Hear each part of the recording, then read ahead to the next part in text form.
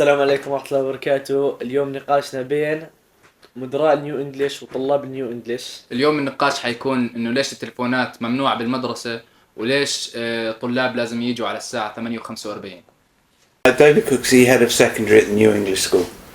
Okay, my name is Dr. مراد شريم. I'm the head of school of New English School. My name is Abud and I am a student in the IG program of the New English School. At what year? Year 12. Year 12. My name is Fahad Qahtan. I am a student in the AP program at the New English School in grade 11. Okay. So today we'll be debating our first topic, which is whether phones should be banned or not in school. Absolutely. And please take it away. A thorny topic, and one which is surrounded with controversy. Of course. I've got to say that evidence is mixed on both sides. I take the standpoint that I am concerned that the extensive use of mobile phones, particularly by younger people, is not only having a damaging effect on their physical well-being, but also on their mental well-being, as well as their academic prowess and their academic development. And there's a lot of evidence out there. There's a study in Brazil which showed that every 10 minutes of mobile phone use in class resulted in a lowering of a score by 1.6 points. There's other evidence from other studies that show something similar. And yet there was a study done in Britain published by BERA, the British Educational Research Association, in 2022 that seemed to show that there was no difference in academic achievement for students using a mobile phone or not using a mobile phone. So it is a very difficult position to be in. But I take the opinion that we don't yet know enough about the potential damaging effects of mobile phones just simply to let them run riot within the school. Which is true. But at the same time, if we were to ban them in school, all of us here, as a student, and he's a student, and everybody our age, the second we get home, we're on our phones. So I understand that you're worried about their effects on our future and on our brains. But whether we ban them in school or not, we're going to be using them for the rest of the day at home. And the effects are still there. Yeah, and I'm not asking you not to use them out of school. All I'm asking for is the 6.5 hours that you are in school, that they are not there. They're a distraction. If you think about it, what is a mobile phone designed to do? It's designed to grab your attention.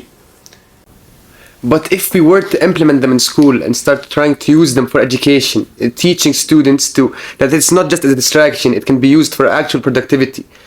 It's automatically correlated in our heads that it is a distraction, that it's for leisure time.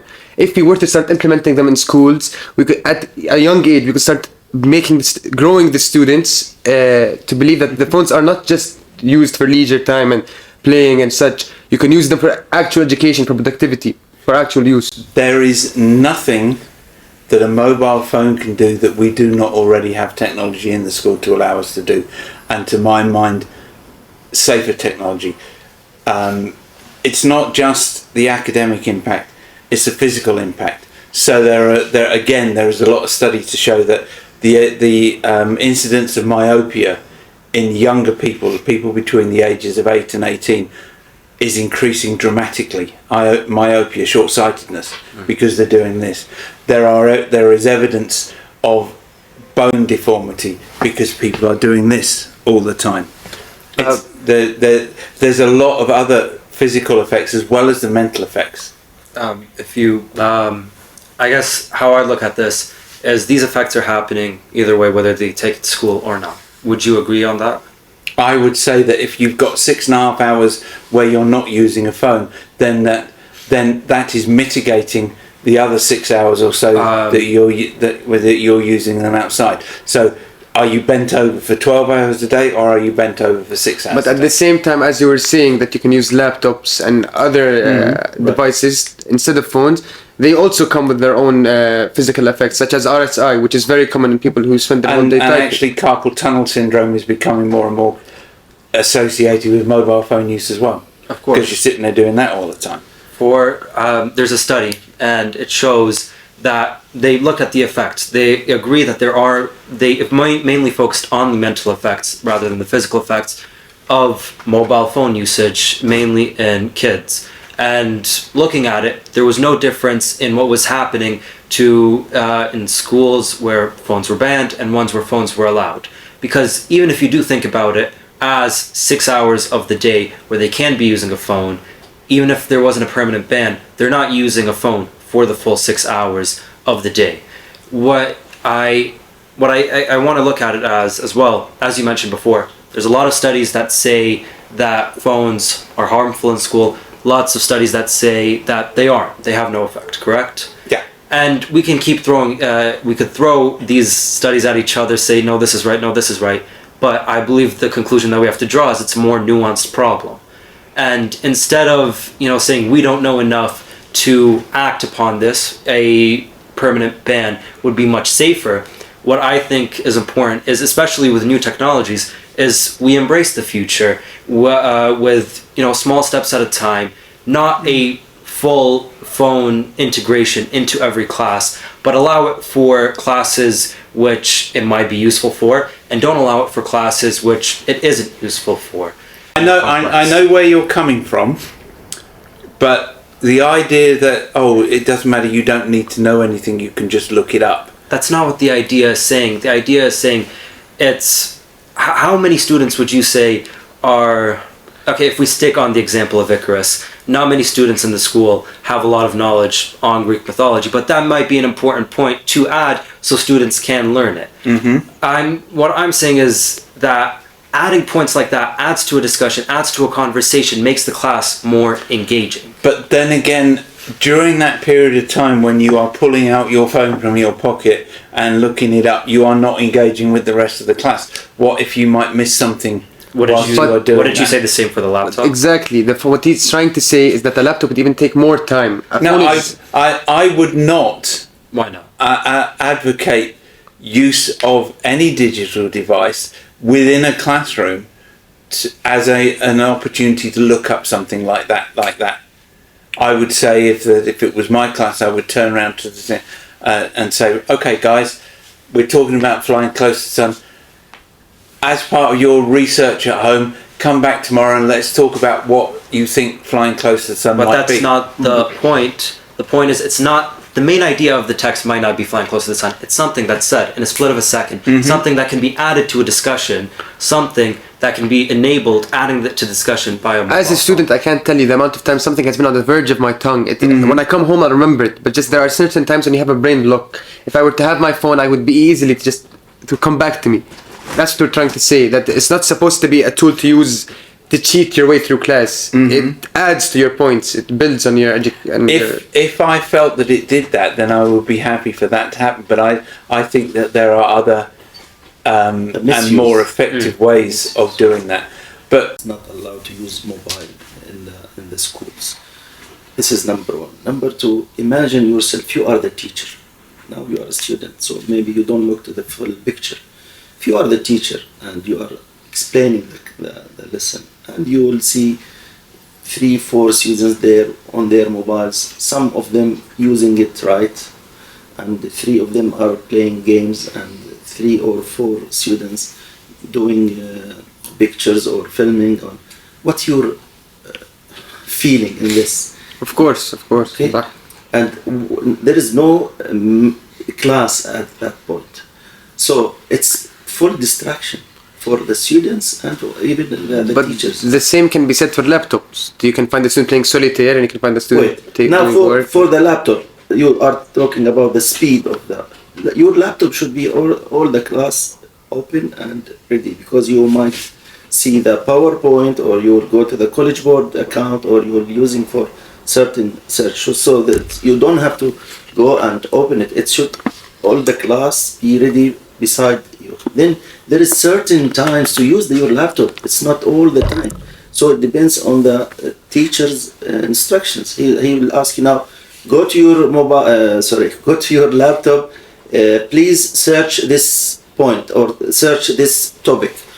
Then you back with the teacher. So it's not always used all the time in the same period. of the class. Okay, now we will be discussing our second topic, which is Why you should why I should be at school at 8:45. Take it away. Okay, let's start from the 8:45. Guys, you are lucky. You are the latest school in Jordan. Because all Jordanian school start at 8. Yeah. So one of the privilege for new English school, it's start at 8:45. This is number one. Number two, at 8:45 we have the Jordanian national anthem, and which is something very important. And plus that, we have the big announcement, the important things going in the school, where you have to know what kind of activity we have, what the exams, or any important news, any something new, exams, events, problems, challenging things. So this is, you'll be aware of the school atmosphere. You'll be aware of everything happening in the school. And this is like warm up to start your learning day. So if you will arrive at 9 straight to the class, you need 10 to 15 minutes to wake up and to do your things. So 15 minutes, the assembly time, it's to just prepare yourself to start your class. And that's maybe the more important reason. And may I ask, Sure. Currently at the school, a student comes at 8:45 or later, are they allowed into the school? Okay, I will explain the policy. Yes. If you arrive before 45, you are Yeah. good. From 45 to 55, you will be held in gate 6 for the 10 minutes. We'll take your name, and you will be taken to the classes. So, but this is will consider number 1 late. So, tardy number 1. After 55, the gate of the number 6, it's gate 6 number, will be closed. All the students will go to the main gate. After that, you will be directed to the library, and you will miss first class. You'll stay first period in the library. After the end of this first class, you will go to the second class to start your day. So we'll take your name first, second, third. Fourth time, you will be punished by either you will go to after school detention, break detention, or you will be not allowed to participate in the activities. And of course, we are trying to help. We will sometimes understand people may be late, so they can call, they are sick, they have embassy appointments. So we will deal all this circumstances, and we understand people might be late. But this is the rules. Then after 9:15, we're not supposed to receive any student unless they have excuse. This is the policy we now implement. This is the policy that's currently implemented. Exactly. But it took a bit of trial and error. Even like a few weeks ago, it was if you came at 8:45. There was some trying to work out the best compromise. But my argument would be that, it's about learning punctuality. Yes. And punctuality is about much more than simply being on time. Punctuality is a state of mind. And as Dr. مراد said, anybody can be late once. Accident, oversleep, alarm didn't go off, whatever, the younger brother didn't have his stuff ready. Anybody can be late once. But the problem is we have a small number of persistent late students who interrupt everything else. The reason for holding you at the gate till 8:55 is so that you don't interrupt assembly.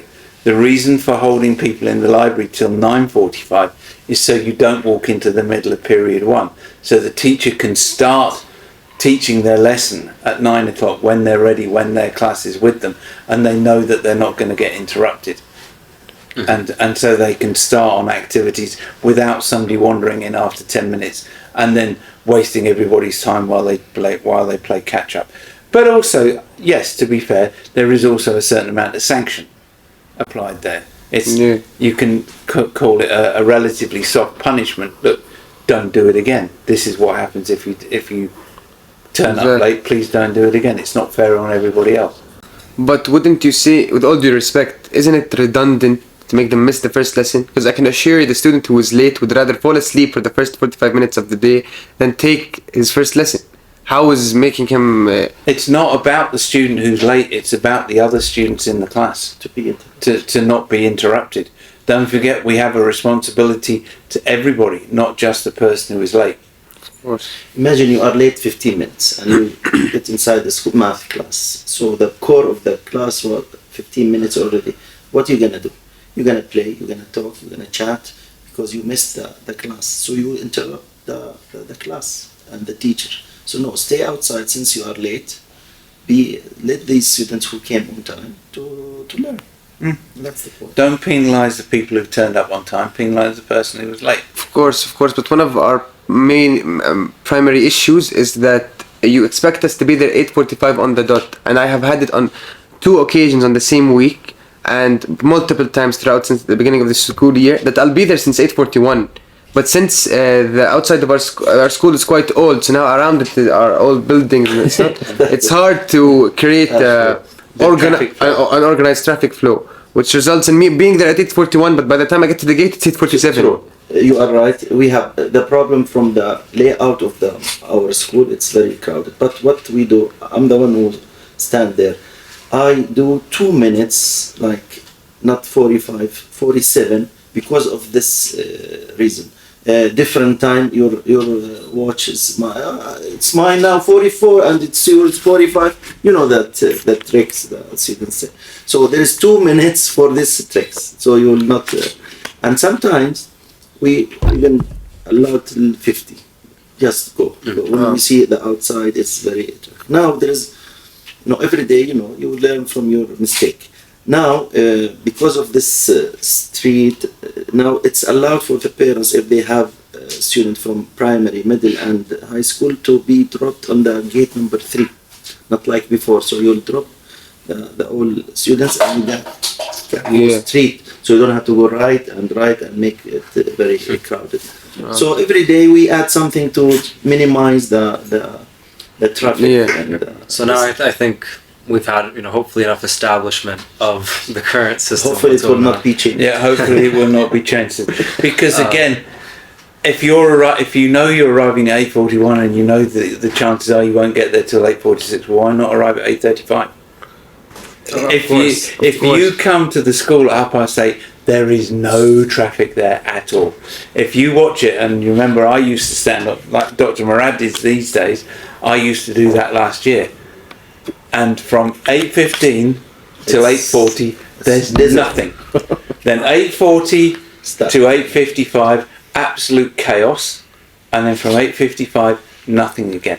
All we're trying to do is persuade parents to just come that little bit earlier.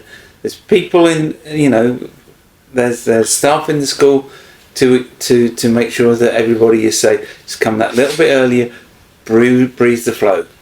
But what do you think of studies that show that students do better at later, when they arrive at later times? And it's not as if us being there earlier compared to other schools means that they're taking more material than us. We have shorter breaks than them, and we finish later than most schools at 3:15 compared to a lot of schools which finish at 2:30. So we're making up the time by being there late. True. So what do you think of that? What are the kind of study you said if you are late? There are studies that prove that students that start their day at a later time have better cognitive function. Yeah, there's a lot of stuff, particularly with people of around about your age, that are suggesting that the best time for school for you guys is the afternoon. But then we come into administrative difficulties. If you're absolutely right that if we were going to go completely with the science, then probably for you guys the best time for school would be between 12 and 6. But for the younger people, it's still from 9 till 3. We can't have teachers in the school for 9 hours. Yeah. And we can't have some people coming in for that period of time and other people coming in for that period of time. We have to come to a compromise. And as far as, because we start later, we finish later, we have to, because we are required to have a certain minimum number of hours per day, Of course. teaching time per day, and a minimum number of days in the academic year. So we're restrained by that as well. But as with everything, there is compromise, and there are no perfect compromises. The schools that start at 7:30, you could argue they're probably doing an even worse job on their adolescents. We at least, if you're in year 13 or grade 12 and you have non-contact time periods 1 and 2, we do give you the option to arrive at 10:25, so that you're not wandering the corridors staying late. If you finish at lunchtime, then we allow you to go home at lunchtime. So we do where we can to accommodate, but we have to work within a system as well. May I just add? So I don't think we're going to get the school time being pushed any later, as you just explained the difficulty with that. But the point that you made about disruption to the class, if a student comes in late, that they will be disruptive. I guess if you could elaborate more on that, because I feel like I have to object to that. I don't think a student would be disruptive even if they were to come in late, as in if they came at 8:57, they're still on the first class on time. Where does that disruption come from? If but you have to say, if they come in at 8:57 and they're upstairs, then they go to period 1. It's those students who arrive after the bell has sounded and people are moving. Now, you're probably quite right. Again, it comes down to, in the first 5 minutes there won't be a lot of disruption, but then where do you set that limit? And actually it's easier for everybody if once that bell goes, everybody knows where you are, exactly what the situation is. And you're in a maths class. The teacher spent the first 10 minutes going through line by line the second order differential equation solution thereof, and she just set the class to start doing some exercises on their own, and you walk in. Oh, what are we doing? Oh, miss, I didn't do this. Can you do that? And then that's what I mean. Oh, starting to hug each other. And then of course you haven't seen each other since yesterday, so we've got to have each other. Hugs and kisses. Of course. And This is the description. And then you walk in and you find the seat, and then you take your jacket off, and then you put your back. And can I borrow a pen? Can I do this? Can I? And it is. So it's basically a standard rule that everybody knows where they stand. Everybody knows what happens, and if people choose to ignore it, then we come back to mobile phones. If you choose to ignore it, then you choose to accept the consequences. The consequences are well known, they are there, and if you choose to arrive late, then you choose the consequences. Okay. Now I'm wondering about the leniency of possible change. Like you just said, maybe in the first 5 minutes that doesn't cause that much change, so why not let people... But then, do you go 5 minutes, do you go 6 minutes? If you go 6 minutes, do you go 7 minutes? Of course. So and then whose watch are we working on? So again, we come down to the bell sounds, everybody hears it, everybody knows what it means. Yes. That's it. Thank you very much. And if you're going to argue about a minute or two, then why the heck can't you come a minute or two earlier? Of course. And back to some schools, you're comparing that. Some schools, they close the gate from the school at Oregon 8. They close the gate. Even you're not only miss first period, you'll miss the whole day. So, comparing with other schools, it's still lenient. Of course. I'm wondering now, what about that 9:15 idea? Why not accept students after? Because same thing, I can have a student coming at let's say 9:25. We do with excuse. I just mentioned if there's valid excuse, we accept them. We call the head and we listen to the reason. Today we have primary kid. He was sick. They called. He was sick, and we saw him. He's sick, so we let him in. So case by case. Mm-hmm. Case by case. Case by case. Yeah, yes. and if he's and again always late, so he knows. You have your mobile phones on you. You're stuck in traffic. You know you are going to be late. Why can't you send a message? Mm-hmm. Yes. Call the school. Call the school. Sorry, I'm stuck in traffic. I'm going to be about 10 minutes late. No, that's not a problem. You turn up at the gate. Hey, good, come on in. In you come. Straight up. No problem. We have car accident, for example. Or Yeah. Just I mean, I remember we had one Always. where somebody was late because it was the day that they introduced the fines for mobile phones, and Mum got caught using a mobile phone and got held up by the cops for 10 minutes. And that's why he was 10 minutes late. Good excuse. Thank you very much. And you come, not your fault.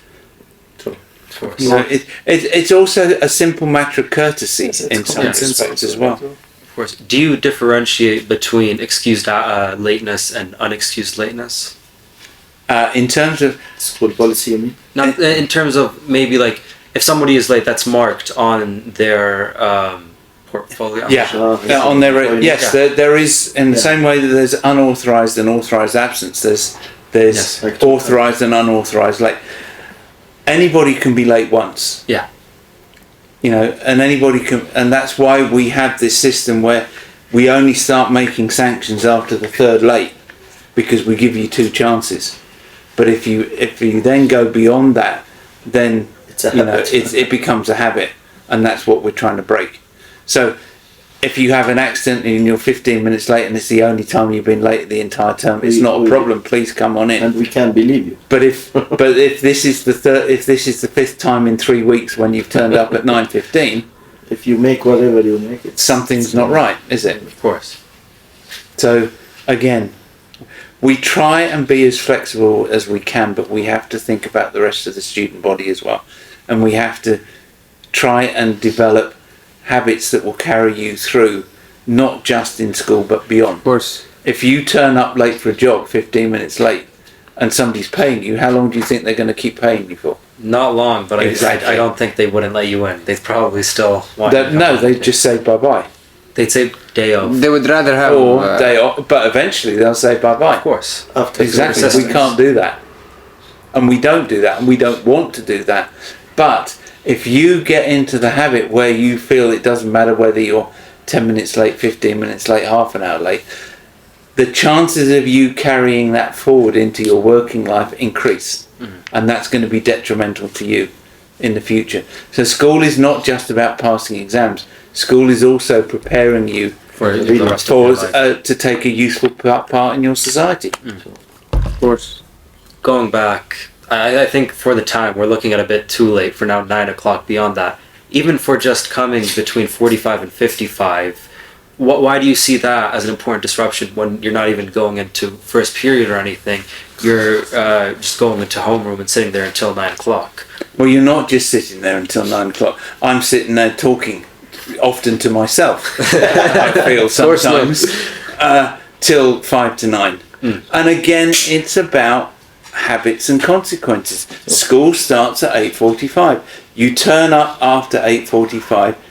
You have to recognise that that's not in line with the requirements of the school, and so there has to be some kind of a display, not just to the individual person but to the rest of the school, that this is not acceptable behaviour. We don't want to interrupt your learning time. We don't want to stop you from going to lessons, but we have to make a point that this is not acceptable. Same way as people, you know, it's like in the morning, the bell goes at 8:43, but I don't start assembly till 8:45 because I take the view that people are still wandering around. They hear the bell at 8:43. That's their cue to go to their form rooms. You can get from anywhere in the school to anywhere else in the school in 2 minutes. So by the time I start talking to myself at 8:45, people should be in their form rooms. Yeah. But why the change? In previous years it was 8:55. And It's never. I have been in this school this time round since 2019. It has never been 8:55. it was. You It should was be there. not. It was. The gate will close at 8:55. Yeah, the gates were closed, but school always started at 8:45. Ah yes, but why the change? Why did you Because decide to make people it 10 minutes started- earlier? because the number it of started late to students get- increased. Yes, a bigger problem, and so it was felt that we had to. We tried to be flexible. We tried to compromise, and people were taking advantage of that. Some people, not everybody. It was and it's Certain unfortunate. There's a lot of time being spent on a very small number of people. then if it's a very small number of people, why do such a drastic change? Because it's only affecting that very small number of people. If you're turning up before 8:45, it's not affecting you in the slightest, is it? I think we're ready.